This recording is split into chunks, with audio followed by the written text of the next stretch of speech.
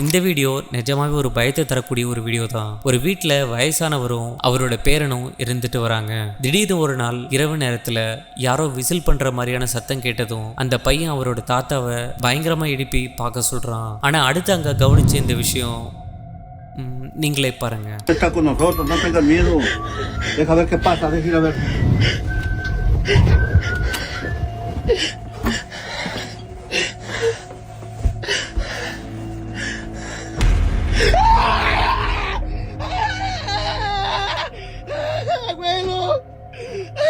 Cálmate. Estás en el cielo, santificado sea tu nombre. Venga a nosotros tu reino. Hágase su voluntad. ¡Ay! ¡Abuelo! ¡Abuelo! ¡Ay! ¡Ay! Ábrele, a ver quién es. Ábrele. No pasa nada. Ay, abuelo.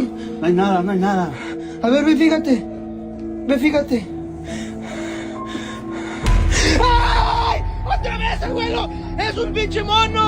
¡Abuelo! ¡Ciérrale!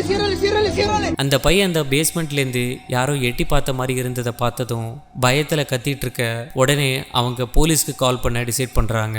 ஆனா அந்த உருவம் ஒரு ஆளா இல்ல ஏதோ ஒரு அமானுஷ்யமான விஷயமானு நீங்களே கமெண்ட் பண்ணுங்க.